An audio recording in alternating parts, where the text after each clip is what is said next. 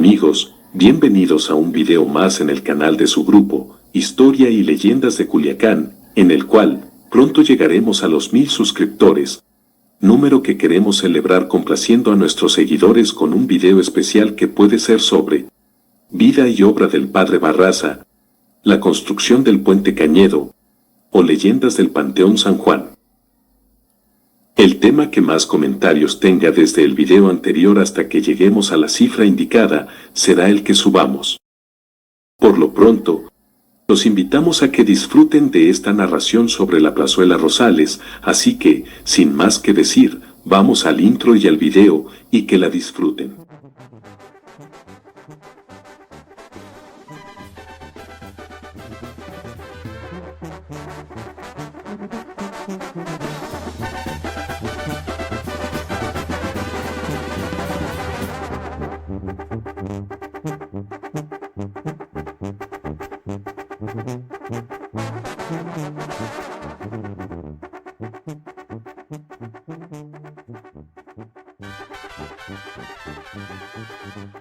La Plazuela Rosales. El licenciado Francisco Verdugo Fálquez, en su libro Las viejas calles de Culiacán, dice que en lo que ahora es la Plazuela Rosales, antiguamente fue un desolado baldío, por donde cruzaba un polvoso camino que comunicaba a los poblados indígenas de la costa y la orilla izquierda del río Culiacán. Dicho baldío estaba lejos del pueblo, es decir, que no se le consideraba parte del poblado. En el centro de ese baldío, algunas personas piadosas colocaron una enorme cruz de madera que se conocía como la Cruz del Perdón. Carlota Blancarte, quien vivió muchos años en Culiacán y murió soltera de avanzada edad, le contó a Jorge Flores que los reos sentenciados a muerte eran llevados por la acordada de la cárcel pública a la huerta de Carrascosa, que tenía una barda pegada al río. Allí colocaban a los presos de espaldas al muro para ser fusilados. Pero antes de llegar a la huerta, el jefe de grupo de la acordada les concedía como última gracia a los presos, el de arrodillarse ante la cruz y pedir piedad para sus almas que no tardarían mucho en abandonar los cuerpos de aquellos infelices hombres, condenados a ser pasados por las armas por abigeato o por asalto en despoblado. A lo lejos, las campanas de catedral doblaban a muerto. Todavía no se construía el santuario. Al doblar a muerto, la población sabía que la severa advertencia de la propiedad ajena es sagrada. La señorita Carlota Blancarte recordó que cierto día vio pasar frente a su casa al grupo de gendarmes con un reo. Supo después que el reo era el coronel Núñez, comandante militar de la plaza en tiempo en que el presidente era don Mariano Arista, y poco después el coronel Núñez, estando sentado en una banca de la plaza de armas, ahora Plazuela Obregón, se acercó un individuo y le disparó a quemarropa. Cayó muerto el militar al pie de la banca. En la ciudad pronto se conoció la verdad: el asesinato del coronel Núñez había sido pagado por la poderosa familia de la Vega. Y se dijo que el homicidio había sido por razones rigurosamente políticas. También recordó la señorita Blancarte, ya viviendo en la Ciudad de México, que cerca de otro llano, próximo al río, existió un inmenso Guanacaste, alrededor del cual fueron sepultadas cientos de víctimas del cólera del año de 1852. Dichos muertos eran llevados en carretas tiradas por mulas o burros sin ataúd y arrojados a la tumba colectiva, cuyo fondo blanqueaba por la cal viva que se usaba tratando de contener la peste. Los carpinteros del pueblo no bastaban para hacer cajas de muerto. Quienes le dieron la fachada de la ciudad al poblado fueron los ingenieros Mariano Martínez de Castro y Luis F. Molina, considerado este último como el gran urbanista y remodelador de la vieja, chaparra y fea villa de San Miguel de Culiacán. Martínez de Castro llevó a Molina al baldío desierto donde estaba la Cruz del Perdón. Había unas casuchas de vara y lodo con techo de palma. Martínez de Castro, a nombre del general Francisco Cañedo, le pidió a Molina que, en aquel lugar, donde se alzaban las chozas, se construyera una casa de buen material, para que la usara Cañedo como casa habitación. Pero, por lo pronto, le dijo que se hiciera algo en aquel llano desolado. Fue así como se levantaron las aceras de ladrillo, se hicieron bancas de material, se plantó un jardín rudimentario, se plantaron árboles de ornato y se tendió en torno una cerca de madera como protección de la naciente plazuela Rosales. Finalmente, el edificio que iba a ser casa del gobernador Cañedo se convirtió en casa del Colegio Rosales, ya que el ingeniero Molina convenció a Cañedo de construir su casa cerca del río, donde los aires eran más frescos y saludables. Con las primeras grandes obras de albañilería, el baldío donde se revolcaban los burros para secarse el sudor, después de un largo día de trabajo, empezó a cobrar importancia. Cuando se concluyeron la casa del Colegio Rosales y la casa del gobernador, aquella zona antes excluida se integró al pueblo. Se construyó una pirámide en el centro del baldío, luego esa pirámide fue reemplazada por un kiosco de fierro fundido en Mazatlán.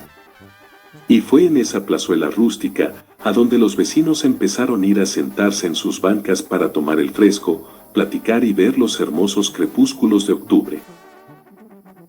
Frente a la escuela preparatoria de la UAS, por la calle Buelna, al poniente, casi esquina con la Bravo, existió un edificio adusto pero sólido, que funcionó como correccional con el nombre de Escuela Industrial Militar, pero la gente la llamó el Cuartel de los Azulitos. Durante el gobierno de Cañedo, en dicho cuartel, eran acomodados los niños y jóvenes que cometían alguna falta o eran abandonados por sus padres, o huérfanos.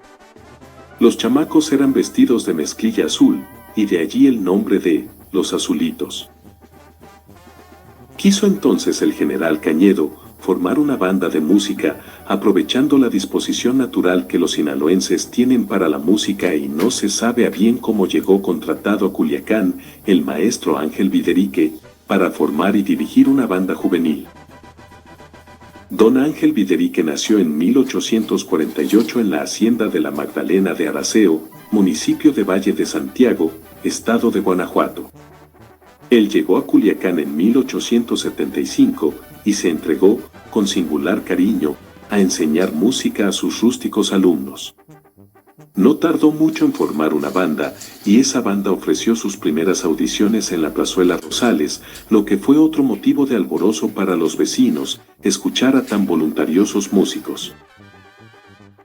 Se dice que don Ángel era un andariego de corazón, y que en algún pueblo perdido de Sinaloa escuchó viejas canciones que cantaba la gente, entre ellas, el venado, el palmero, la paloma azul, el cuervo, el abandonado y el mosco. A esas canciones campiranas les hizo algunos arreglos y las ejecutó al público con su juvenil banda. También estrenó la Adelita y la Valentina, y fue tal su éxito, que el público encantado con lo que escuchó lo paseó en hombros por la plazuela y, finalmente, los caballeros lo llevaron a la cantina El Transvaal, en donde a falta de champaña lo bañaron con cerveza mazatleca. El maestro Viderique dejó la banda víctima de ingratitudes y mezquindades, y se fue a vivir a la Ciudad de México. Antes de morir, volvió a Culiacán, y se conmovió al ver a sus azulitos convertidos en grandes músicos. Murió de avanzada edad y en la miseria en la Ciudad de México. Frente a la plazuela Rosales, por la hoy, calle Riva Palacio, vivió el gobernador Alejandro R. Vega, nativo de El Fuerte. Fue gobernador del 1 de enero de 1925 al 31 de diciembre de 1928. Era dicharachero, popular, enamorado y amante de la baraja. Le gustaba el buen mezcal, y si era del de los vasitos de Mariano Romero, mejor. Prefería las fiestas a las duras tareas oficiales y se ufanaba ante los amigos de que nunca sufría de crudas. Pero a ese espíritu festivo Vega empalmaba un trato serio con sus subalternos y gente en general, de tal suerte que se fue ganando una impopularidad que, finalmente, lo llevó a la ruina política. En cierta ocasión que Vega se reunió con unos amigos en una refresquería del centro, hasta allá fue uno de sus sobrinos, de apellido Sacani, pidiéndole que le prestara su automóvil para ir a su casa, donde se alojaba. Al entrar a la casa fue atacado y muerto a balazos. El asesino huyó por entre la huerta de Luz Salmón, donde ahora está el Centro Escolar Álvaro Obregón, y se perdió en la orilla del río. Después se supo que el homicida se confundió, pues no era al sobrino, sino al tío, al que quería matar. Se detuvo a un individuo apodado el Borrego como el asesino del joven Sacani, pero fue absuelto por la autoridad federal. Ese drama entró de lleno a la historia de la Plazuela Rosales, rica en fiestas como las que se celebraban el 22 de diciembre, festejando la victoria de Rosales en San Pedro en 1864. En un plano de la ciudad levantado por el ingeniero Manuel Bonilla en 1902, por órdenes del gobernador Cañedo, ya aparece la plaza con su traza actual en forma radial con un kiosco al centro, de clara arquitectura mudéjar, constituido por una serie de arcadas en forma de herradura, techo cónico con una aguja al centro, hecho en la fundición de Mazatlán. En ese kiosco, además de los azulitos de Ángel Viderique, también tocó la banda de música de Arcadio Limón Traslaviña, padre del gran bailarín y coreógrafo, José Limón, y deleitaron a la concurrencia, con sus óperas y oberturas de grandes obras de los inmortales, el maestro Joaquín Palomares y su esposa Amelia Gallí. En sus bancas se sentaban a disfrutar de una buena charla maestros del Colegio Civil Rosales tales como Cliserio García, Lucas Angulo, Juan B. Ruiz, Héctor R. Olea, Ramón Ponce de León, Juan L. Paliza, Matías Ayala, José María Cota y Cota y Eliseo Leizaola Salazar. También en la plazuela, a un lado del kiosco, se asentó Heriberto, el Capi Cisneros, quien forjó toda una leyenda, al darle al hielo una jerarquía que no había tenido nunca. Y es que al hielo le sacaba lustre, por lo que fueron memorables sus raspados de vainilla y leche, tamarindo y guayaba. Dicen que entonces nadie que llegaba a Culiacán podía prescindir de los famosos raspados del Capi. Tampoco ningún vecino de la ciudad desdeñó alguna vez el placer de alguno de sus raspados. Entre sus clientes asiduos figuraron Leopoldo Sánchez Celis, Pedro Infante, Roberto Hernández, Ramón Rubín, Gonzalo M. Armienta Calderón, Enrique Sánchez Alonso, El Negrumo, José María Figueroa, Juan B. Ruiz, Veneranda Batis, Amparo Ochoa, Óscar Liera, Miguel Tamayo Espinosa de los Monteros, y muchos más. En torno a la plazuela Rosales vivieron respetadas familias como los Esquerra de la Vega, Batis Gagiola, González Espinosa de los Monteros, Tellaeche Gámez, Acosta Salazar, Ponce Silva, Rodarte Tellaeche entre otras. En la esquina de Ángel Flores y Riva Palacio estuvo la primera agencia de automóviles Ford. Fue J.M. Heiser, un norteamericano, originario de California, quien la instaló. La hermosa casona donde estuvo la Escuela de Comunicación Social de la profesora María Teresa Zazueta fue habitada por la familia Dosal. Allí vivió en su juventud el licenciado Carlos M. Dosal, que fue juez y personaje célebre en la bohemia local. Frente a la plazuela Rosales vivió la familia Almada Calles.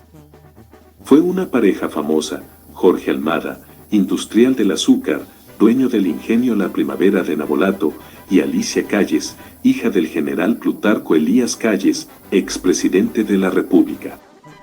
Esta casa fue famosa porque en ella se filmaron algunas escenas de la película Mariana, de Juan Guerrero, hijo del ingeniero Juan Guerrero Alcocer, constructor de la represa de Sanalona.